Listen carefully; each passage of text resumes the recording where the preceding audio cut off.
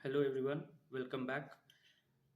आज का analysis start करने के पहले एक क्लैरिफिकेशन है कि कल एक न्यूज़ में हम बताए थे कि ट्रिप्स जो है वो वीपो के अंडर है, लेकिन वो असल में डब्ल्यूटीओ के अंडर था है। तो ये एक गलत बात मेरे मुंह से निकला था, उसको ध्यान में रखिएगा। फिर स्टार्ट करते हैं आज का एनालिसिस। Cyclone दितवा weekends. तो जब आप साइक्लोन के बारे में, ट्रॉपिकल साइक्लोन के बारे में प्रिपेयर करिएगा, तो उसमें ये भी आपको समझना पड़ेगा कि वो वीकेंड कब होता है। तो वो बेसिकली जब लैंडफॉल होता है उसका, तब उसका वीकनिंग स्टार्ट हो जाता है। इसका आपको समझना पड़ेगा ज्योग्राफी में कि कैसे होता है, जो मैकेनिज्म है साइक्लोन का, उसको जब आप पढ़िएगा, उसको समझिएगा, तब आपको ये वीकनिंग भी पढ़ना पड़ेगा। उसके बाद SIR form deadline extended to December 11। ये फिर SIR का न्यूज़ है। इस पे हम लोग 2 दिन डिस्कशन कर चुके हैं। Need to transform public perception of police. ये रायपुर में एक हो रहा है। जो DGP और IG जो होते हैं, इंस्पेक्टर जनरल पुलिस के, उनका मीटिंग हो रहा है। उसमें मोदी जी ने कुछ कुछ बातें कही हैं, जैसे कि, एक सेकंड,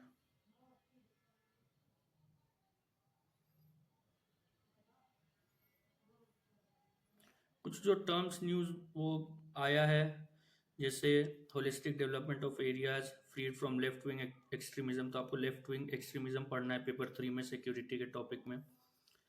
फिर urgent need to transform public perception. और एक जो इवेंट का नाम था वो विकसित भारत सिक्योरिटी डायमेंशन है। इसके अलावा कुछ कुछ जो इन्होंने कहा है, जैसे डिजास्टर मैनेजमेंट में पुलिस का रोल, ये एक अलग पर्सपेक्टिव है। Natural emergency, other natural emergencies, cyclone Ditwah. एक ये देखिए, tackling drug menace abuse also requires a whole of government approach. तो इसमें पुलिस का क्या रोल है, ये आपको पढ़ना पड़ेगा, देखना पड़ेगा मेंस के पर्सपेक्टिव। प्री का बिल्कुल इसमें नहीं है कोई काम। ये मेंस का टॉपिक है सिक्योरिटी से, कि जो पुलिस फोर्सेस हैं उनको कैसे, उसमें अलग अलग टॉपिक हो सकता है, जैसे उसको मॉडर्नाइज कैसे करें, लिमिटेशंस क्या है। एक तो कस्टोडियल डेथ्स का बहुत न्यूज़ में रहता है। तो ये सब आपको मेंस के पर्सपेक्टिव से तैयार करना है। Otherwise this topic is not important for prelims. Boy gate crashing wedding for food killed. इसमें एक आपको ध्यान रखना है, ये जो CISF है, ये एक CAPF है, सेंट्रल आर्म पुलिस फोर्स। तो आपको CAPF पढ़ना पड़ेगा कि अलग अलग जो CAPFs हैं वो क्या क्या हैं। उसमें आपको, जो आप अगर सिलेबस देखिएगा पेपर 3 का, तो उसमें लास्ट में, आई थिंक सेकेंड लास्ट या थर्ड लास्ट पॉइंट में लिखा हुआ है various security forces and agencies and their mandate. तो उसमें आपको CRPF, CISF, SSB, ITBP, अलग अलग जो CAPF है उसको भी पढ़ना पड़ेगा। तो ये न्यूज़ उस हिसाब से आप देख सकते हैं कि वहां पे ये इंपॉर्टेंट हो सकता है। यहाँ लिखा हुआ है various security forces and agencies and their mandate, ये पेपर 3 का टॉपिक है। Netanyahu submits request for pardon from graft charges to Israeli. Basically ये जो नेतन्याहू हैं, इसराइल के प्राइम मिनिस्टर, ये, इन पे कुछ चार्जेस लगे हुए हैं करप्शन के या जो भी, उनका ये पार्डन मांग रहे हैं। अभी ये हम लोगों के लिए इम्पोर्टेंट नहीं है ये न्यूज़, लेकिन इससे इम्पोर्टेंट हमारे लिए क्या है, तो वो है pardoning power of president and pardoning power of governors. इसमें आपको आर्टिकल 72 और आर्टिकल 161 देखना पड़ेगा। 72 पार्डनिंग पावर ऑफ प्रेसिडेंट है और 161 पार्डनिंग पावर ऑफ गवर्नर है। फिर से हम रिपीट करेंगे ये पॉइंट कि आप इसको बेयर एक्ट से पहले पढ़िए। बेयर एक्ट में देखिए कि एग्जैक्टली क्या लिखा हुआ है। उसमें ढेर सारा टर्म्स है, रिप्राइव, रेमिशन, रिस्पाइट। तो ये सब का आप मीनिंग देख लीजिए कि क्या होता है। पार्डनिंग पावर्स आपको, ये दोनों आर्टिकल आपको पढ़ना पड़ेगा, आर्टिकल 72 एंड आर्टिकल 161। प्रिफरेबली आप बेयर एक्ट एक बार देख लीजिए, वो आपको फायदेमंद रहेगा। फिर चलते हैं, इकोनॉमी का तो आज रहता नहीं, आज एडिटोरियल भी कुछ मेरे को काम का लगा नहीं। एक तो एडिटोरियल जो पहला वाला है, वो है कि tough choices the Congress troubles in Karnataka. Basically उनमें कुछ खटपट चल रहा है कांग्रेस में, कर्नाटका जो भी प्रोविंशियल कमिटी है, कांग्रेस कमिटी है, इसमें ये बिल्कुल भी इम्पोर्टेंट नहीं है यूपीएससी के पर्सपेक्टिव से, तो इसको आप पढ़ो आपका वोकेबलरी बढ़ाने के लिए, लेकिन इन जनरल नॉलेज के लिए एग्जाम के लिए इम्पोर्टेंट नहीं है। 2030 फॉर 2036 बेसिकली अभी इंडिया ने बिड किया है 2030 में, बिड नहीं किया एक्चुअली, होने वाला है कि अहमदाबाद में कॉमनवेल्थ गेम्स। तो इसमें बेसिकली दिया हुआ है कि कैसे सिग्निफिकेंस घट रहा है कॉमनवेल्थ गेम्स का, और एक आर्गुमेंट है इसमें कि जो 2030 में होगा, इंडिया ने बिड किया है 2036 के ओलंपिक के लिए, तो उसमें ये एक स्टेपिंग स्टोन हो सकता है, बस यही न्यूज़ में है।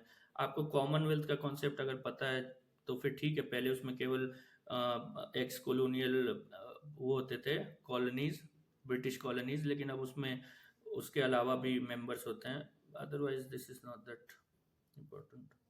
ये इंस्टीट्यूशनलाइजिंग एनिमल रिप्रेजेंटेशन, ये न्यूज़ मेरे को नहीं लगा कि उतना इम्पोर्टेंट है। ये जो भी आर्टिकल है आपको पढ़ना है तो आप पढ़ सकते हो। ये वाला इम्पोर्टेंट है, एड्स एंड टीबी फाइट। इसमें और Tamil Nadu shows the way again. अब तमिलनाडु शायद बहुत अच्छा कर रहा है, ऐसा ही सार इसमें है इस आर्टिकल में। तो एड्स जो पहला है, एड्स एचआईवी वायरस से होता है। अभी रिसेंटली एड्स में बेसिकली बहुत सारे दवा चलते थे। अभी क्या हो रहा है कि एक जीन एडिटिंग टूल है क्रिस्पर, तो उसको यूज करके एक EBT-101 नाम का एक ट्रीटमेंट बनाया गया है। वो जीन एडिटिंग पे बेस्ड है, तो वो ज़्यादा इफेक्टिव है। टीबी में आपको जो इम्पोर्टेंट है, एक तो टीबी मुक्त भारत एक अभियान है, वो इसी में मेंशन किया हुआ है, वो जब आप पढ़ोगे तो आपको मिल जाएगा। इसके अलावा आपको वो पढ़ना पड़ेगा, multi drug resistant TB, MDR-TB। ये क्यों, ये बहुत दिनों से न्यूज़ में, क्योंकि इंडिया में जो टीबी है उसमें मल्टी ड्रग रेजिस्टेंट टीबी का बहुत ज़्यादा प्रिवलेंस है, और वर्ल्ड में भी जो मोस्टली जो MDR-TB वाले पेशेंट्स है वो इंडिया में ही है। तो ये क्यों होता है, इसका वेरियस रीजंस होते हैं, जैसे एब्यूज़ होता है कि आप ज़रूरत से ज़्यादा खा रहे हो, या आप जो प्रिस्क्रिप्शन है, प्रिस्क्राइब्ड है, उसको पूरा नहीं कर रहे हो, या फार्म एनिमल्स में यूज़ होता है। तो ये सब अलग अलग पॉइंट आपको MDR पे अगर सवाल आएगा तो मेरे हिसाब से मेंस में आएगा। तो ये MDR-TB क्या होता है, आप अगर एक दो टीबी के ड्रग्स जो हैं, first line drug, second line drug, अगर आपको नाम कहीं मिलता है, गूगल पे सर्च कर लो, तो अगर आप नोट्स बनाते हो तो उसमें मेंशन कर देना, वो आपको मेंस में आंसर राइटिंग में आपके आंसर को इन्हांस करेगा। Otherwise this I don't think this is important for prelims. एक अगर आप टीबी के बारे में थोड़ा बहुत जान लो कि इसका ये होता किससे, एंटीजन क्या है इसका, तो वो शायद इम्पोर्टेंट हो। लेकिन मेरे को लगता है कि ये मेंस का टॉपिक है MDR। और ये जो है ना एड्स का, ये प्री के लिए पूछ सकता है कि अभी क्या क्या इसमें हो रहा है, कोई ड्रग का नाम, या कोई जो लेटेस्ट टेक्नोलॉजी है जीन एडिटिंग का, उसका नाम दे करके पूछ सकता है कि so and so is related to what. इसमें डिटेल में नहीं पूछेगा UPSC. India needs research pipelines, इसमें बेसिकली आर्गुमेंट यही है कि प्राइवेट सेक्टर और जो पब्लिक इंस्टीट्यूशंस हैं उनमें कोलैबोरेशन होना चाहिए रिसर्च के लिए। यहाँ पे एक बहुत इंपॉर्टेंट जो डेटा है वो ये है कि India GERD sits near 0.65% of GDP। मतलब इंडिया का जो GDP है उसमें जो रिसर्च में इन्वेस्टमेंट हो रहा है वो केवल 0.65 है, 65% ऑफ GDP है। इसमें आपको मेंस के पर्सपेक्टिव से आपको पूछा जा सकता है कि रिसर्च एंड R&D पे आप कैसे बढ़ाओगे, उसमें प्राइवेट सेक्टर का क्या रोल हो सकता है। तो ये अलग अलग क्वेश्चंस मेंस के हिसाब से हो सकते हैं। Otherwise this one data, India GERD sits near 0.65% of GDP, ये बस इंपॉर्टेंट है। उसके अलावा ये आर्टिकल, ये जो जगदेश कुमार हैं, ये former chairman of UGC and farmer vice chancellor JNU है। आर्टिकल ठीक है, आपको लगे तो पढ़ लो, बट जो है वो तो हम बता दिए। Steady rise in electricity related fatalities में पूरा डेटा दिया हुआ है, नॉट इम्पोर्टेंट। ये देखिए, how Pakistan judiciary is being undermined. ये अभी कुछ 27th I think 27th amendment आया है पाकिस्तान में, उससे जुडिशरी के इंडिपेंडेंस को कुछ कुछ लिमिट किया गया है। तो इससे हम क्या क्वेश्चन करें, हमारा क्या आ सकता है, तो हमारा हमको तो ये पता है कि हमारे जुडिशरी के इंडिपेंडेंस पे आ सकता है, इंडिपेंडेंस ऑफ जुडिशरी पे क्वेश्चन बन सकता है। ये प्योरली मेंस का टॉपिक है, आपको प्री में नहीं आएगा। तो इससे तो मेरे दिमाग में यही आया कि इंडियन जुडिशरी पे सवाल बन सकता है। अदरवाइज ये न्यूज़ हमारे लिए इम्पोर्टेंट नहीं है यूपीएससी के पर्सपेक्टिव से। आपको अगर जानना है कि आपके नेबर में क्या हो रहा है तो आप उसको पढ़ो, अदरवाइज आप इंडिया के कंटेक्स्ट में इंडिपेंडेंस ऑफ जुडिशरी और क्या क्या कॉन्स्टिट्यूशन में क्या क्या दिया हुआ है, जैसे सुप्रीम कोर्ट के जजेस को, हाई कोर्ट के जजेस को सर्टेन प्रोसेस से ही हटाया जा सकता है, उनका एज दिया हुआ है कि इसमें ही रिटायर करेंगे उनका जो कंसोलिडेटेड फंड ऑफ इंडिया है उस पर चार्ज एक्सपेंडिचर होता है, ये चार्ज एक्सपेंडिचर और ये सब आपको पढ़ना पड़ेगा, पॉलिटी में ये सब दिया हुआ है लक्ष्मीकांत में। ये देखिए, ये जो न्यूज़ है ना, why Microsoft new AI feature are being criticize, ये बेसिकली ये कह रहा है कि माइक्रोसॉफ्ट क्या कर रहा है कि अपने जो भी इसका ऑपरेटिंग सिस्टम है इसमें ये बिना मतलब का एआई फीचर्स को इनकॉर्पोरेट कर रहा है। न्यूज़ बस इतना ही है। इसमें एक जो टर्म मेरे को बहुत लगा कि हाँ दैट माइट बी इम्पोर्टेंट, क्योंकि यूपीएससी को आदत है रैंडम टर्म्स पूछने का कि ये जो टर्म है ये किससे रिलेटेड है। तो ये जो है ना, इसमें टर्म है ब्लॉटवेयर। तो ब्लॉट एक कॉपी किया हुआ है गूगल से, ये वाला part, unwanted software pre installed on a device by the manufacturer, carrier और वेंडर। वो जो होता है जब आप नया फ़ोन लेते हो तो उसमें कुछ ऐप्स होते हैं जो पहले से इंस्टॉल्ड होते हैं, कुछ ऐप्स होते हैं जिसको आप डिलीट नहीं कर सकते, अनइंस्टॉल नहीं कर सकते, वो सबको बोलते हैं ब्लॉटवेयर। तो ये एज अ टर्म आप याद रखो, बस क्या है, किस चीज़ से रिलेटेड है, बस उतना ही, उसमें ज़्यादा घुसने की ज़रूरत नहीं है अदरवाइज। इसके अलावा एक, हाँ ठीक है, अभी न्यूज़ जो है, हेड ऑन कोलिजन एक्सीडेंट हुआ है, रोड एक्सीडेंट, ये वाला देखिए, ये जो न्यूज़ है, judgments must not be tossed out after their author retire. ये जो मैम है बीवी नगरत्ना, इन्होंने एक बोला है कि जो जजेस रिटायर हो जा रहे हैं उनके जजमेंट्स को ओवरटर्न कर दिया जा रहा है जब वो रिटायर होते हैं। तो ओवरटर्न करना जजमेंट्स को, ये तो सुप्रीम कोर्ट को, जजेस को पावर है। इसमें लक्ष्मीकांत में दिया हुआ है कोर्ट ऑफ रिकॉर्ड। वो अगर कोर्ट ऑफ रिकॉर्ड अगर आप देखिएगा तो आई थिंक आर्टिकल यहाँ नहीं लिखा हुआ है, आर्टिकल आई थिंक 129 या कुछ होगा, वो कंफर्म नहीं है मेरा, आप चेक कर लेना।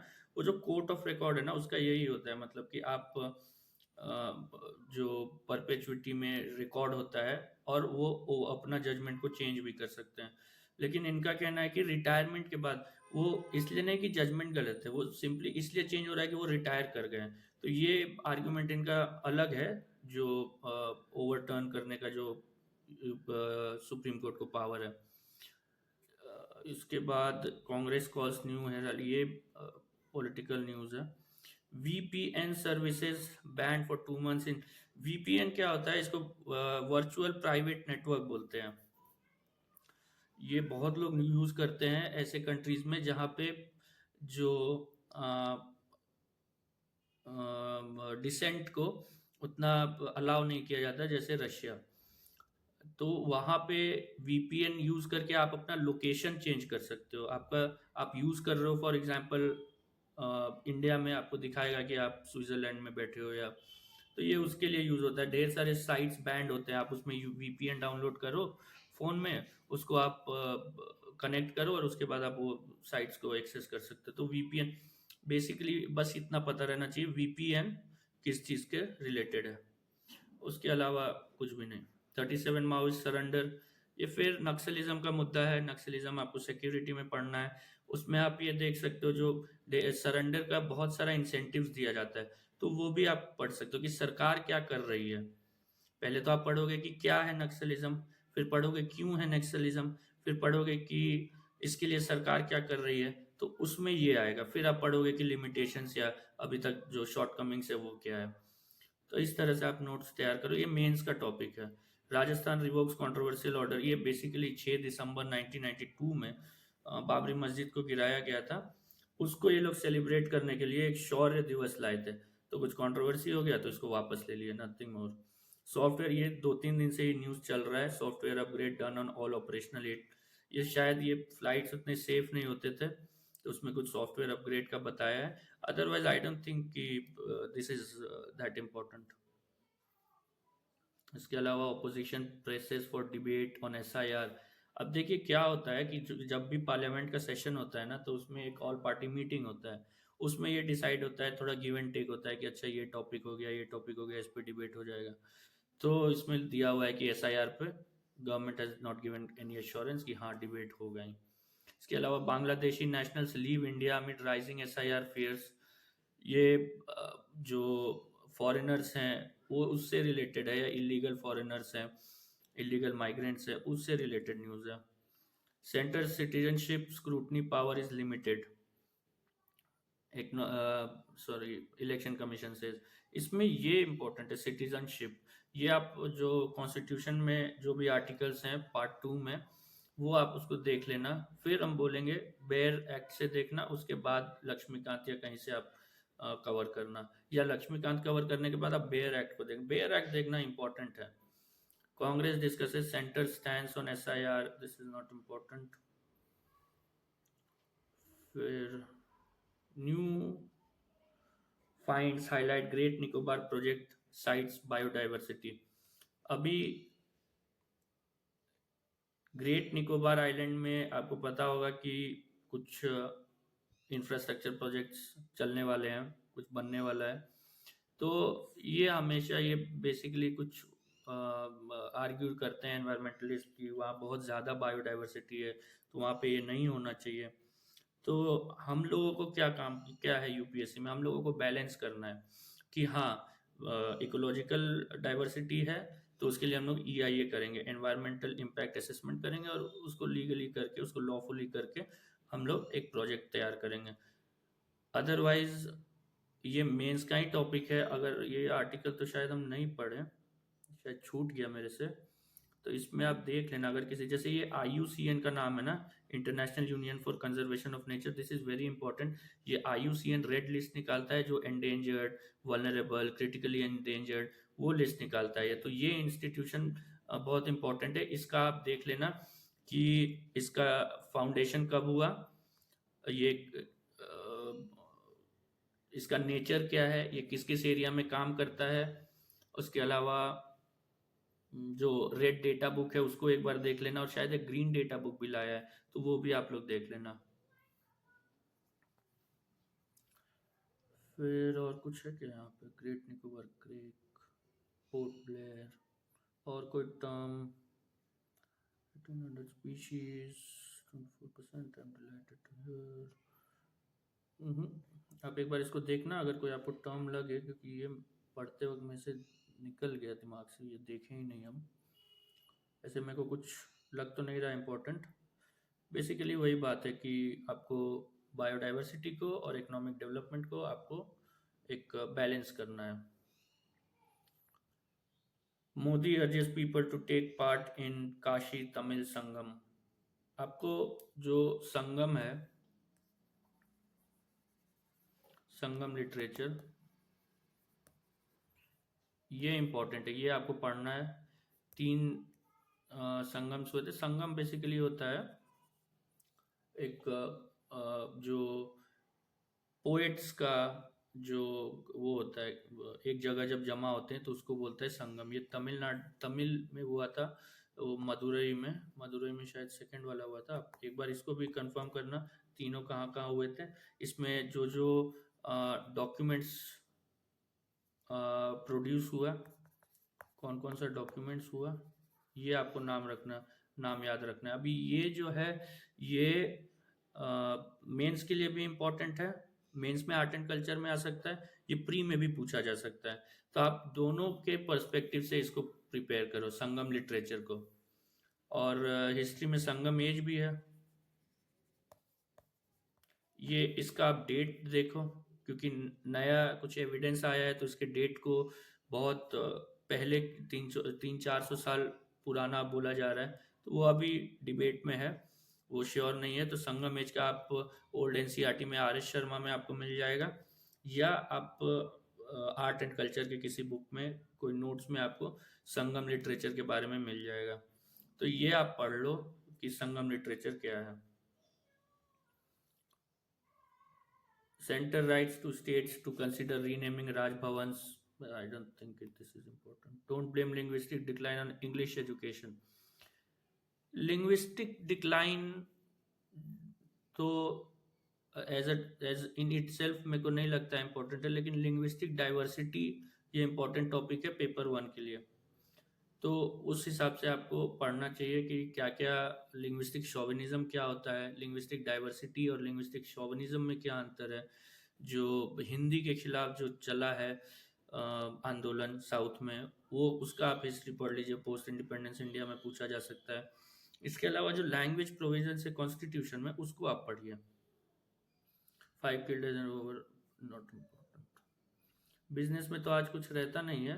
एक जो मेरे को काम का लग गया वो है रेट कट। ये रेट क्या होता है? जो भी सेंट्रल बैंक्स होते हैं ये लेंड करते हैं कमर्शियल बैंक्स को,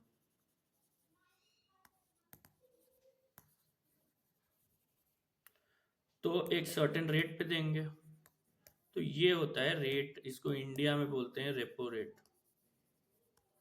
आरबीआई लेंड करता है, इसमें फिर रिवर्स रेपो होता है, एसएलआर होता है, सीआरआर होता है, सारे एसोसिएटेड टर्म्स हैं मॉनेटरी पॉलिसी से। तो आप ये इकोनॉमी में आप देखो, और मॉनेटरी पॉलिसी जो प्री के लिए बहुत फेवरेट टॉपिक है यूपीएससी का। हर साल एक ना एक क्वेश्चन मॉनेटरी पॉलिसी से रहता ही है कि अगर रेट इंक्रीज होगा तो क्या होगा। मॉनेटरी पॉलिसी कमेटी पे क्वेश्चन पूछ चुका है कि कौन कौन मेंबर्स होते हैं, कितने मेंबर्स होते हैं, फिर एसएलआर क्या होता है, सीआरआर क्या होता है, किस एक्ट के अंदर एसएलआर है, किस एक्ट के अंदर सीआरआर है, ये सब आपको देखना पड़ेगा। फिर वही बात बोलेंगे कि हम आपको ये सब नहीं बता रहे हैं क्योंकि फिर आप मेहनत नहीं करोगे। और अगर आप खुद से नहीं देखोगे, मेरा वीडियो देख के आपको याद रह जाएगा, आप शायद नोट्स बनाओ शायद ना बनाओ, आपको लगेगा कि हाँ आज का हिंदू देख लिए, तो आप खुद से करो तो ज़्यादा अच्छा होगा। एक और टर्म यहाँ पे है बॉन्ड। बॉन्ड क्या होता है कि आप, एक तो होता है सिक्योरिटी, एक हो गया बॉन्ड। अगर सिक्योरिटी है, सिक्योरिटी होता है जो कंपनीज का शेयर जिसमें देते हैं कंपनीज शेयर, और बॉन्ड होता है जो आप लेंडिंग करते हो, उसको बॉन्ड बोलते हैं। जैसे अगर किसी कंपनी को लेंड पैसा उधार में चाहिए तो वो क्या करेगा कि एक बॉन्ड इशू करेगा। उस बॉन्ड को लोग खरीदेंगे, उस पर लिखा हुआ रहेगा कि इतने इंटरेस्ट पे इतने दिन में वापस ले लिया जाएगा और इतना पैसा दिया जाएगा। तो डिस्काउंट पे भी हो सकता है कि असल में आपको जैसे 100 रुपये चाहिए तो 90 रुपये पे ही खरीदा जाएगा, लेकिन फिर आपको 100 रुपये दिया जाएगा। तो इस तरह से बॉन्ड और सिक्योरिटी होता है, ये भी इकोनॉमिकल। फिर ये जो टॉपिक है ना सेबी से रिलेटेड है, स्टॉक मार्केट से, इसमें भी यूपीएससी ढेर सारा क्वेश्चन पूछता है, both monetary policy also and this जो स्टॉक मार्केट होता है, सिक्योरिटी मार्केट होता है, बॉन्ड मार्केट होता है, इंटरेस्ट रेट होता है, ये सब पे आजकल यूपीएससी बहुत सवाल पूछ रहा है। प्री में हर साल पूछ रहा है ये सब। मेंस के हिसाब से अगर आप मेंस का पेपर 3 का पेपर इकोनॉमी का टॉपिक देखोगे ना, तो ये सब उतना नहीं है। वहाँ पे फिर फिस्कल पॉलिसी इंपॉर्टेंट हो जाता है। ये दोनों टॉपिक ना प्री के लिए बहुत इंपॉर्टेंट है, अच्छे से प्रिपेयर करो।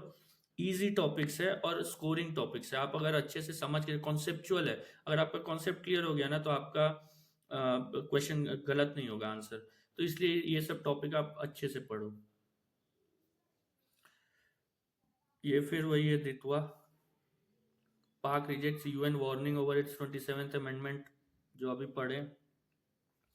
Officials express hope as US Ukraine, अभी इन लोगों का यूक्रेन और एक डील होने वाला है, तो उसमें यूएस मध्यस्थता करवा रहा है, उसके ऊपर है। फिर कल भी हम बोले थे कि जो टर्म्स या प्लेसेस इन न्यूज़ है, इसका आप एक पेपर में, टर्म्स तो नहीं, प्लेसेस इन न्यूज़ जो है इसको आप प्रिपेयर करो, ठीक है। ये प्लेसेस इन न्यूज़ आप जब प्रिपेयर करोगे तो आप एक जगह पे अलग अलग एरियाज, अलग अलग कंट्रीज या जहाँ का भी न्यूज़ में उसको आप रखते जाओ और रिवाइज करते जाओ। फिर कल भी बोले थे ऐसा मत करना कि किसी कोचिंग के नोट से लास्ट मोमेंट पे आप देख रहे हो, वो नहीं याद रहेगा। वो यूपीएससी ऐसा लोकेशन पूछेगा ना जो उस कोचिंग मटेरियल में होगा ही नहीं, आपको किसी न्यूज़पेपर के किसी कोने में मिलेगा। जैसे कल एक टर्म था, एक प्लेस का नाम था, तो वो याद नहीं है मेरे को, तो वैसा ही यूपीएससी पूछता है। तो हो सकता है कोचिंग वाले फिर मिल भी जाए कि हाँ चलो आपको मिल जाए उससे आंसर, लेकिन आप पहले से प्रिपेयर करके रखो, लास्ट मोमेंट के लिए कुछ मत रखो। बांग्लादेश खाली in critical condition, officials okay. Indonesia and Thailand race to find missing person as flood. Flood obviously आपको वो पढ़ना पड़ेगा डिजास्टर मैनेजमेंट में। इसका फिर जो एक गाइडलाइंस आता है, डिजास्टर मैनेजमेंट का गाइडलाइंस आता है, ये इशू करता है NDMA, national disaster management authority. ये बना हुआ है डिजास्टर मैनेजमेंट एक्ट के अंदर। आपको ये एक्ट पढ़ना है, इस बॉडी के बारे में पढ़ना है, और जितना भी गाइडलाइंस दिया हुआ है इसको आपको तैयार करके रखना है, क्योंकि हर साल यूपीएससी एक ना एक डिजास्टर के ऊपर पूछ देता है। जैसे क्लाउड बर्स्ट के ऊपर आजकल बहुत पूछ रहा है, आई थिंक 2-3 बार पूछ चुका है। लैंडस्लाइड्स पे पूछा है, लैंडस्लाइड क्योंकि क्यों हिमालय में ज़्यादा होता है, वेस्टर्न घाट में कम होता है। तो डिजास्टर मैनेजमेंट का 1 या 2 क्वेश्चन आपको मिल ही जाएगा। एक क्वेश्चन रहेगा 10 मार्कर में, एक क्वेश्चन रहेगा 15 मार्कर में। वो आप प्रिपेयर करो अच्छे से, आपको मार्क्स मिलेगा। मैप बना दो, बहुत बहुत अच्छा आंसर हो जाएगा आपका। साइंस में हाइपोक्सिया, हाइपोक्सिया होता है कि जब आपको ऑक्सीजन का कमी होता है। वो rewires membrane lipids drives pancreatic cells, ये पैनक्रियाटिक कैंसर के बारे में ये पूरा आर्टिकल है। तो आया, मेरे को नहीं लगता कि ये उतना यूपीएससी डेप्थ में जाएगा। ये फोटो देखिए, ये जो है ना, ये असल में लिया कौन है, चिलीज जेमिनाई साउथ टेलीस्कोप, यहाँ पे नाम दिया हुआ है। लेकिन इसमें एक जो ज्यादा इंपॉर्टेंट, जो यूपीएससी अब पूछ चुका है उस पर, लेकिन यू नेवर नो कि वो पूछ दे, क्योंकि जो अभी वो हमेशा ही न्यूज में रहता है, जेम्स वेब स्पेस टेलीस्कोप। इसको आप इसके बारे में पढ़िए, इसमें एक लैग्रांज पॉइंट होता है, वो पढ़िए। इसी में लैग्रांज पॉइंट से रिलेटेड इंपॉर्टेंट है अपना आदित्य L1 जो इसरो ने लॉन्च किया है। ये L1 क्या है, ये आप लैग्रांज पॉइंट पढ़ेंगे तब समझेंगे। इसके अलावा निसार अभी 2-3 दिन पहले न्यूज़ में था, ये आप देखो। फिर एक जो आपको जो नया नया लॉन्च हो रहा है ना, उसको आप दोनों, जैसे जेम्स वेब स्पेस टेलीस्कोप पे मेंस में पूछा था, वो प्री में भी पूछ सकता था। आदित्य L1 को वो प्री में भी पूछ सकता है, मेंस में भी पूछ सकता है। तो आप जब किसी भी साइंटिफिक मिशन का तैयार कर रहे हैं, खास करके इसरो का, तो वो इम्पोर्टेंट है कि आप मेंस के पर्सपेक्टिव से भी तैयार करो। अब जेम्स वेब टेलीस्कोप इंडिया का नहीं था, लेकिन फिर भी पूछा क्योंकि वो बहुत इंपॉर्टेंट टेलीस्कोप है। वो टाइम में 13.7 बिलियन ईयर्स तक देख सकता है। तो नासा का कोई हो या यूरोपियन स्पेस एजेंसी का कोई हो, तो बेसिकली आपको पता रहना चाहिए कि नासा ने लॉन्च किया है, इसलिए लॉन्च किया है, यूरोपियन स्पेस एजेंसी ने लॉन्च किया है, इस काम के लिए लॉन्च किया है। लेकिन अगर इसरो का है तो उसमें आपको डिटेल में जाना पड़ेगा। बाकी उतना इम्पोर्टेंट अभी मेरे को नहीं लग रहा कि हाल में अगले 5-7 साल में कोई इम्पोर्टेंट वैसा कोई होगा जो यूपीएससी मेंस में पूछ दे, जो इसरो का नहीं है। इसरो का अगर है तो वो पूछेगा, चंद्रयान, मंगलयान, ये सब इम्पोर्टेंट टॉपिक्स है। ये एक बार तो जूनो पे पूछा था, लेकिन वो मेंस में पेपर 1 में पूछ दिया था। लेकिन ये सब इम्पोर्टेंट है, ये James Webb space telescope, Aditya L1, Nisar, ये आप रेडी रखो ताकि आपको एग्जाम के समय उतना टेंशन ना हो। MCD bypolls not important, cast ballot for improved upkeep, 23-year-old dies. देखिए ये रोड एक्सीडेंट बहुत हो रहा है अभी, शायद बैंगलोर में भी एक लड़के और एक लड़की स्कूटी पे जा रहे थे, उसको उड़ा दिया था। तो शायद रोड एक्सीडेंट पे भी सवाल बन सकता है, रोड सेफ्टी पे। एनसीआरबी का इस पे डेटा भी है कि कितने रोड एक्सीडेंट्स होते हैं, सबसे ज़्यादा किस लिए होते हैं, ड्रंक ड्राइविंग से कितने एक्सीडेंट होते हैं, रॉन्ग साइड पे आने में कितने एक्सीडेंट, ये आप देख लो। रोड एक्सीडेंट्स में भी बहुत लेकिन मतलब यूपीएससी पूछ ही सकता है, कुछ भी पूछ सकता है। Survivors of red food blast, Vasant Kunj locals. इसके अलावा विल नॉट इंडल्ज इन फैक्शनल, ये वही एडिटोरियल वाला है कांग्रेस का, डीके शिव कुमार बहुत बड़े कांग्रेस के लीडर हैं। Body builder beaten to the death. Population, ये जो आप देखोगे ना पॉपुलेशन, अगर आप ह्यूमन ज्योग्राफी में देखोगे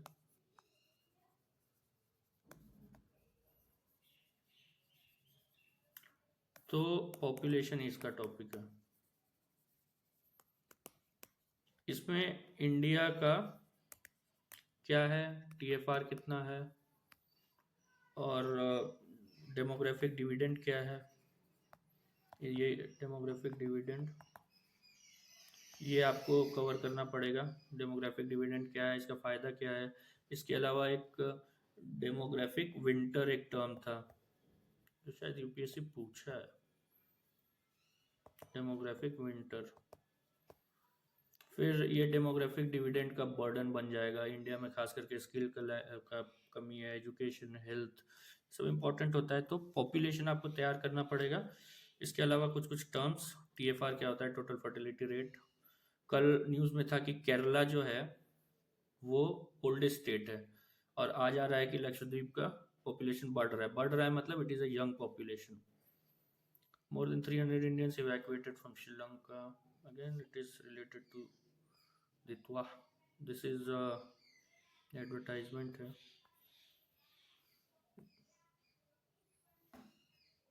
तो बस आज के लिए इतना ही, सारा कवर कर लिए हैं, सारा न्यूज़। एक जो न्यूज़ आप लोग को खुद से करना पड़ेगा, क्योंकि पढ़ते समय मेरे दिमाग ध्यान ही नहीं दिए, ये वाला new findings highlight great Nicobar project site. इसमें आपको वहाँ पे जो निकोबार में जो भी नेशनल पार्क है, गलतिया बे नेशनल पार्क है, और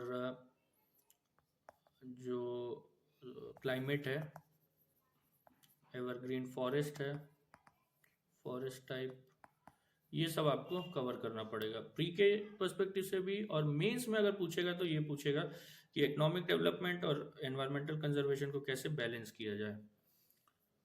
इसके अलावा कुछ और भी था क्या, देख लेते हैं एक बार। कहाँ चला गया, वीपीएन तो हो गया, सीएपीएफ हो गया, पार्डनिंग पावर्स आप लोग देख लेना, बहुत इंपॉर्टेंट टॉपिक है। हाँ, ये रह गया मेरा, जो वो माइक्रोसॉफ्ट वाला जो न्यूज़ था ना, उसमें एक तो ये ब्लोटवेयर टर्म था, तो इसको तो ठीक है गूगल पे डायरेक्ट मिल गया। आर्टिफिशियल इंटेलिजेंस पे अगर यूपीएससी पूछता है मेंस में, तो वो क्या पूछेगा कि आर्टिफिशियल इंटेलिजेंस में क्या चैलेंजेस हैं, क्या बेनिफिट्स हैं। जो एक आर्ग्यूमेंट है कि जॉब्स चले जाएंगे, तो उसके बारे में, ऑटोमेशन के बारे में वो पूछ सकता है। इंडिया उस पर क्या कर रहा है, इंडिया का क्या क्या है, एआई के लिए इंडिया क्या कर रहा है, तो ये सब आपको प्रिपेयर करना पड़ेगा। अगर प्री में पूछता है तो जो दो टर्म मेरे को बहुत, तीन टर्म एक्चुअली जो बहुत इंपॉर्टेंट लगता है, वो है artificial neural network, natural language processing और जनरेटिव एआई। ये तीनों टर्म आप एक दो सेंटेंस में आपको जानना चाहिए कि आर्टिफिशियल न्यूरल नेटवर्क क्या होता है। न्यूरॉन्स पे बेस्ड होता है, हमारे नेचुरल न्यूरॉन्स पे। ये ट्रेन करने का है कि एआई को आप कैसे ट्रेन कर रहे हो, तो ट्रेन करने का एक प्रोसेस है। नेचुरल लैंग्वेज प्रोसेसिंग, जो नेचुरल लैंग्वेज प्रोसेसिंग नाम ही it is evident. Generative AI वो होता है जो न्यू ओरिजिनल कंटेंट को जनरेट कर सके, उसको बोलते हैं जनरेटिव एआई। तो आर्टिफिशियल न्यूरल नेटवर्क और नेचुरल लैंग्वेज प्रोसेसिंग, ये बस वन वर्ड एसोसिएशन आपको याद रहना चाहिए कि ये टर्म जो है artificial neural network, natural language processing, generative AI, ये किससे रिलेटेड है, बस उतना ही इंपॉर्टेंट है। ये नहीं पूछने वाला कि आर्टिफिशियल न्यूरल नेटवर्क को एक्सप्लेन करो 150 वर्ड में, कभी नहीं पूछेगा ना। प्री में कुछ कॉम्प्लेक्स क्वेश्चन देगा, ये बस वन वर्ड एसोसिएशन आएगा। इसके अलावा जो मोदी जी जो रायपुर में कर रहे हैं, उसमें एक और टर्म था नेट ग्रिड। ये क्या है नेट ग्रेड? तो ये इंटीग्रेटेड डेटाबेस है सिक्योरिटी एजेंसीज का। तो इसको भी आप लोग एक बार पढ़ लेना कि कौन मेंटेन करता है और किस मिनिस्ट्री के अंडर है, इतना आप लोग कर लेना। डिपेंडेंस ऑफ जुडिशरी, हाँ बाकी तो बस कवर कर ही लिया। तो एक वही बात है कि आप लोग केवल वीडियो पे रिलाई मत करो, आप न्यूज़पेपर को खुद से पढ़ो।